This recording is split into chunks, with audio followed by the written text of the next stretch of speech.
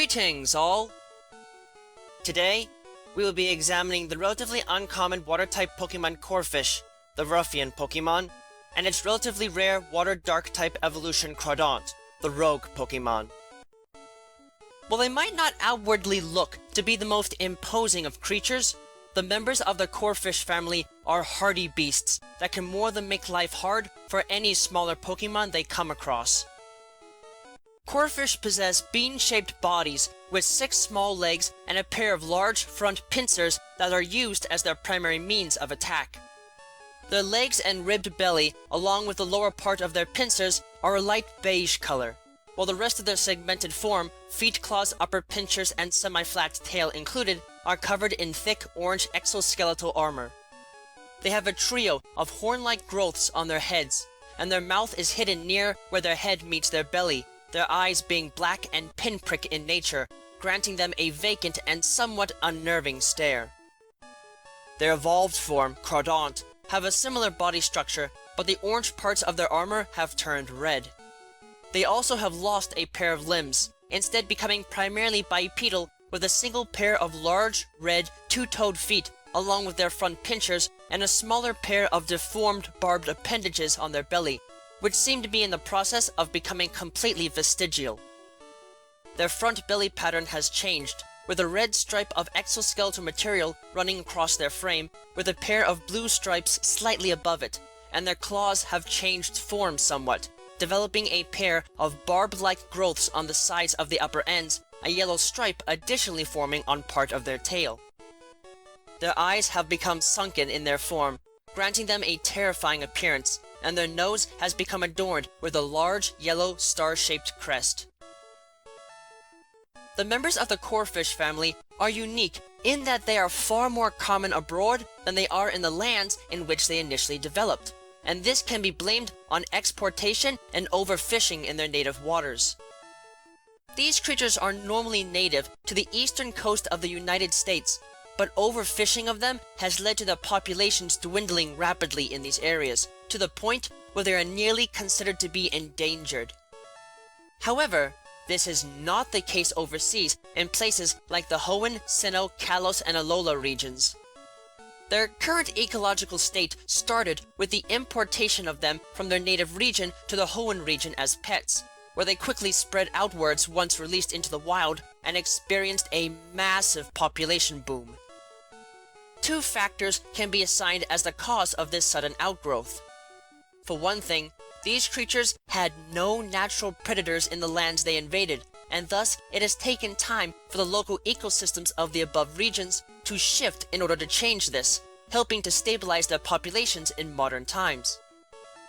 The other major factor is the fact that these creatures are incredibly hardy and are able to survive in just about any type of environment, though they prefer fresh water, and can survive even in polluted waters, making them and Pokemon like Phoebus and Magikarp one of the few to be able to do so.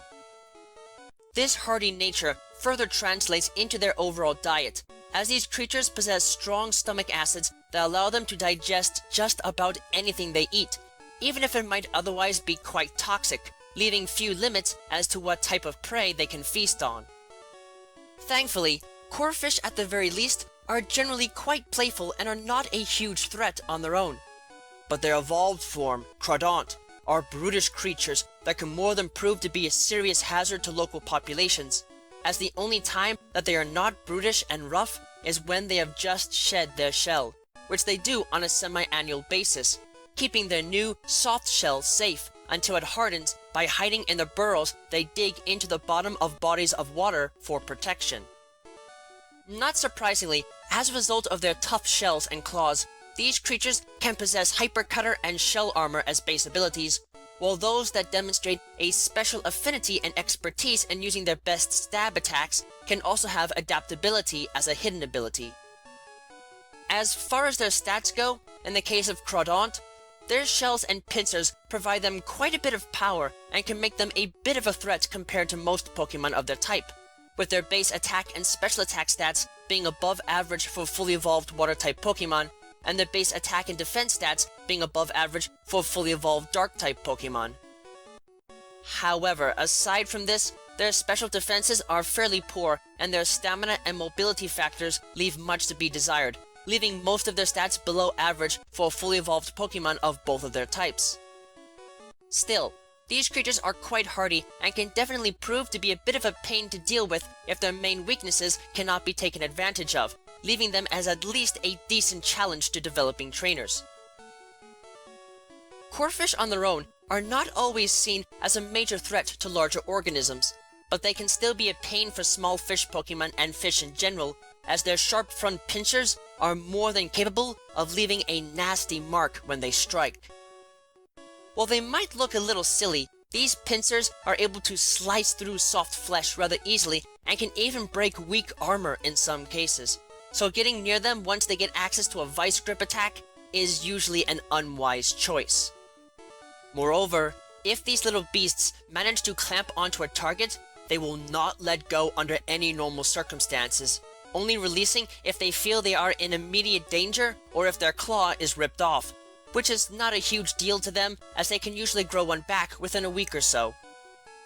Even with this noted, Corphish are not exactly hated because they tend to get along with other water-type Pokemon quite well, and can even make good pets, much as they were once originally used before they became a global presence. However, great caution is recommended when training them, as while they can be a treat to work with at a young age, they can become quite unbearable once they evolve, making them a potential threat to anyone around them. When Corphish evolve into Crawdaunt, a spike in their adrenaline production rate causes them to become extremely brutish and uncaring, a shift in personality that is further accompanied by an activation of latent powers that enables them to freely wield anti-positive energy, causing them to adopt a secondary dark-type assignment in evolution. In addition, they develop a crest on their noses that, while primarily used as an attractor during mating season, also has the ability to grant them access to the swift attack immediately after evolving. These monster crayfish just love to fight, and they will gladly show this to anyone that gets near their nest, using their large pincers to pick up and throw Pokemon out of their ponds to the point of eliminating everything else in a pond but their own kind, and even then, they can barely stand their presence. This can make small ponds occupied by them fairly desolate places and prove to be a huge ecological threat, serving as the real reason behind human hatred towards the family and regions they have effectively taken over. Getting near one of these monsters is not a wise idea, as while they might not have the raw power possessed by Pokemon like Kingler, they can still hit incredibly hard with crab hammer attacks and prove to be an irritation, though it is noted that they will turn tail if they lose a pincer in a fight.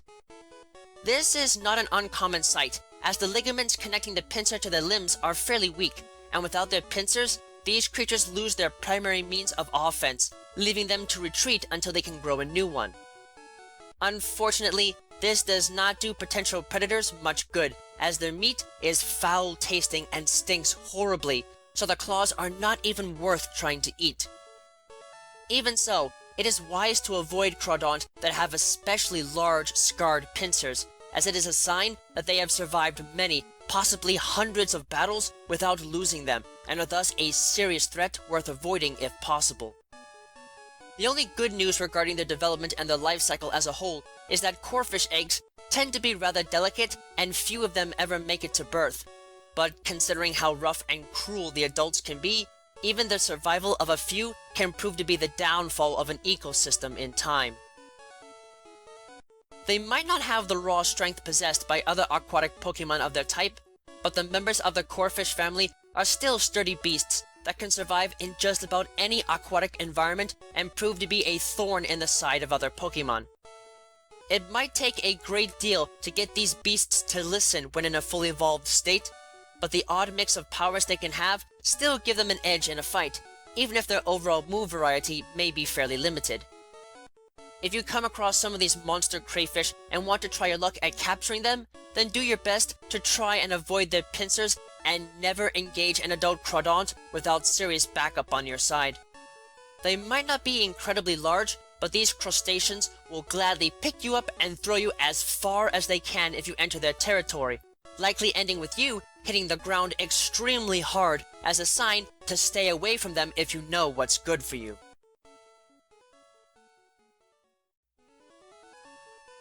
Thank you all for watching this video. It is always an honor to be able to speak with you all on the subject of Pokemon in a way that brings me great joy and happiness in my work. If you would like to keep tabs on past and future work, click that subscribe button, check out my work on DeviantArt, and don't be shy about following me on Twitter, where you can find pertinent announcements on upcoming work before it is officially posted. Links to both can be found in the video description. If you would like to support my work and help Miguel and I continue to produce more content for you and improve upon our presentation, please visit us at my Patreon page, which you can also find a link to in the video description. Yep, no. With that, I thank you for watching and I wish you well.